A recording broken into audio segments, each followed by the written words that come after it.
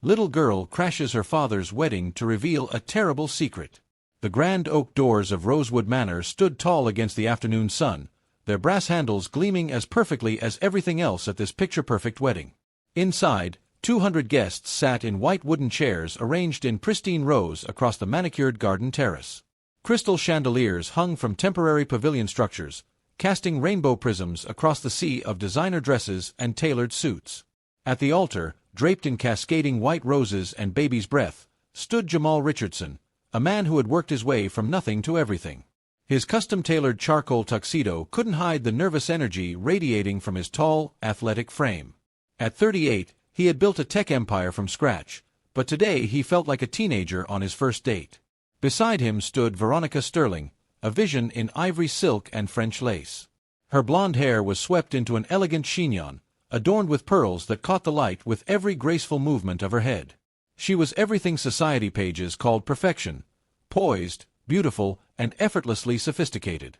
The kind of woman who turned heads in restaurants and made other wives whisper behind their champagne glasses.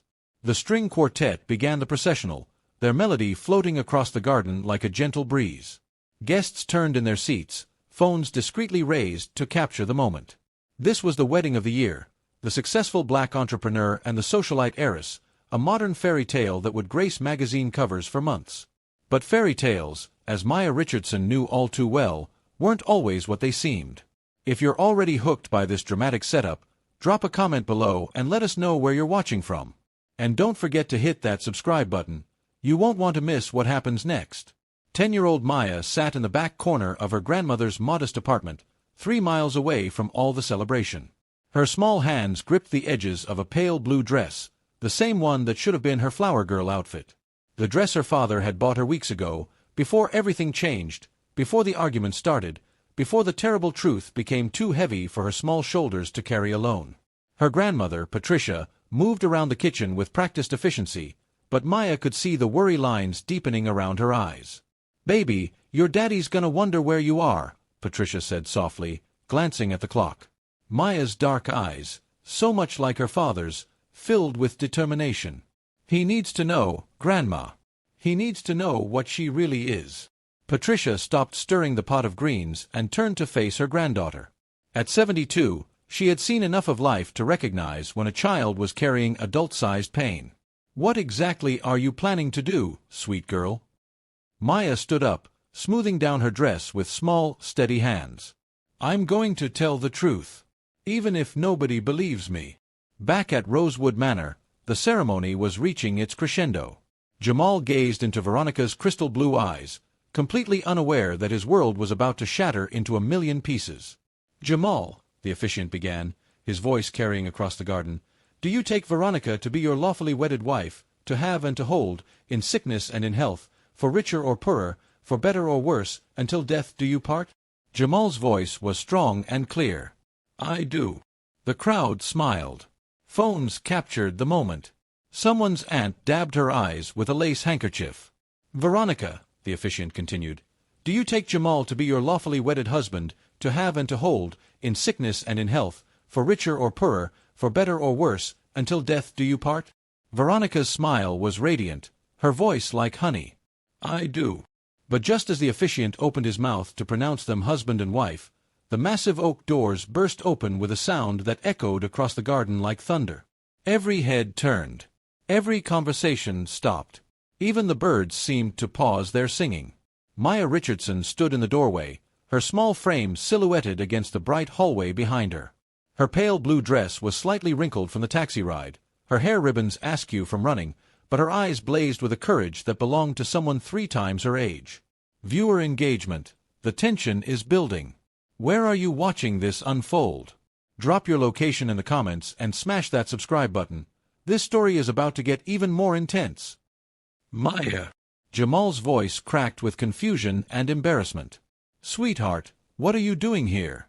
You're supposed to be with Grandma Patricia." The wedding guests began to murmur. Some pulled out their phones, sensing drama worth recording. Others shifted uncomfortably in their seats, unsure whether to look away or lean in closer. Maya walked down the aisle with measured steps, her small heels clicking against the marble path. Each step echoed in the sudden silence. The string quartet had stopped playing. The photographer lowered his camera.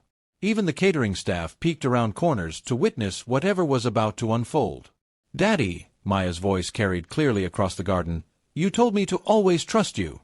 But you didn't trust me when I tried to tell you the truth." Jamal stepped down from the altar, his face flushed with embarrassment. "Maya, honey, this isn't the time or place. We can talk about this later." "No." Maya's voice was stronger now, fueled by months of suppressed pain and frustration. "Everyone needs to hear this. Everyone needs to know who she really is." She turned to face Veronica, who had maintained her perfect smile but couldn't hide the flash of panic in her eyes. "She hurt me, Daddy.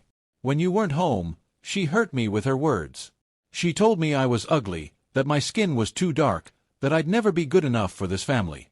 She said you'd get tired of taking care of me and send me away." The gasps from the crowd were audible now. Jamal's face went pale, his eyes darting between his daughter and his bride.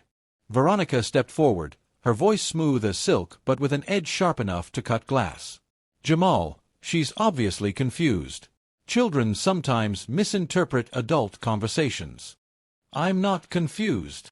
Maya's voice rose, tears streaming down her cheeks but her resolve unwavering. "I recorded you. I recorded what you said to me." The crowd collectively held its breath. Jamal staggered backward as if he'd been physically struck. With trembling hands, Maya reached into her small purse and pulled out her phone, a simple device Jamal had given her for emergencies. Her small fingers worked quickly across the screen until she found what she was looking for. "Maya, don't!" Veronica started forward, but Maya held up her hand like a tiny general commanding an army. "Play," Maya whispered, and pressed the screen. Veronica's voice filled the garden, crystal clear through the phone speaker. "Listen to me, you little brat. Your father may be blind to what you really are, but I'm not. You're nothing but a burden, a constant reminder of his past mistakes. Once we're married, things are going to change around here. You'll learn your place, or you'll find somewhere else to live." The recording continued, capturing Veronica's cruel laughter and Maya's quiet sobs in the background. "You think because you're his daughter, you matter? You're just a complication he'll eventually get tired of dealing with. I'll make sure of that." The silence that followed was deafening. 200 guests sat frozen, some with their hands over their mouths in shock, others with tears in their eyes. Jamal's legs gave out, and he sank into the nearest chair. His hands covered his face as the full weight of his failure crashed down on him. How had he missed this? How had he been so blind to his daughter's pain? Veronica's perfect composure finally cracked. Her face contorted with rage and desperation. "That recording is taken out of context. She's manipulating all of you. Can't you see what she's doing?" But it was too late. The truth hung in the air like smoke, impossible to ignore or explain away. Maya walked over to her father, her small hand reaching out to touch his shoulder. "I tried to tell you, Daddy. I tried so many times, but you were so happy. I didn't want to hurt you, but I couldn't let her hurt us anymore." Jamal looked up at his daughter through tears he hadn't shed since his wife died 5 years ago. In Maya's eyes, he saw not just hurt and betrayal, but also a love so pure and forgiving that it broke his heart all over again. He stood up slowly, his voice barely a whisper but carrying clearly in the stunned silence. "The wedding is off." Veronica's carefully constructed world began to crumble. "Jamal, you can't be serious. You're going to throw away everything we have because of a child's jealousy." "Everything we have?" Jamal's voice grew stronger, anger replacing shock. "We have nothing.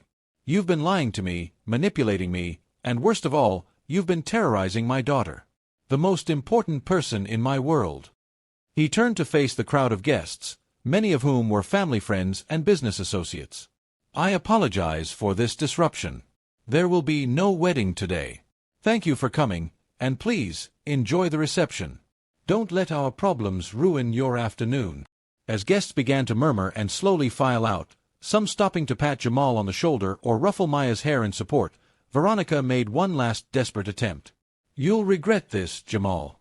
You're choosing a difficult child over a woman who could have given you everything." Maya stepped in front of her father, her small body protective and fierce. "He already has everything. He has someone who loves him no matter what, who would never hurt him or try to change him. You don't know what love is. Veronica's face twisted with contempt, and for a moment, her mask slipped completely, revealing the ugliness beneath the beauty. Then, without another word, she gathered up her expensive dress and fled through the garden, leaving behind her bouquet, her dignity, and the wreckage of her carefully laid plans.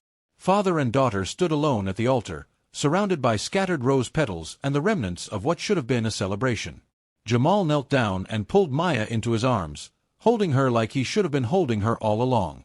"I'm so sorry, baby girl. I'm so sorry I didn't listen. I'm sorry I let her hurt you. I promise you, that will never happen again." Maya buried her face in his shoulder, finally allowing herself to cry, not tears of fear or anger, but tears of relief. "I love you, Daddy. I just wanted us to be okay." "We are okay," Jamal whispered into her hair. "We're going to be more than okay. It's going to be just you and me, the way it should be. The way it's always been." As they walked out of the garden together, hand in hand, Maya looked up at her father. "Daddy, can we get ice cream on the way home?" For the first time in months, Jamal's smile was genuine and full of joy. "We can get all the ice cream you want, sweetheart. We're celebrating." "Celebrating what?" "The truth. And the fact that I have the bravest, smartest daughter in the world." The sun was setting behind them as they walked toward their car, casting long shadows but filling their hearts with the warm glow of a new beginning. Sometimes the most beautiful weddings are the ones that never happen, especially when they save a family from making the biggest mistake of their lives. Behind them, the wedding planners began cleaning up the remnants of the day, but father and daughter walked forward together, ready to write a new chapter of their story, one built on trust, honesty, and the unbreakable bond between a parent and child. What an emotional journey! This story shows us that sometimes the smallest voices carry the biggest truths. Drop a comment below sharing your thoughts on Maya's incredible courage, and don't forget to subscribe for more powerful stories that will touch your heart and open your eyes. Where are you watching from? We love hearing from our global family.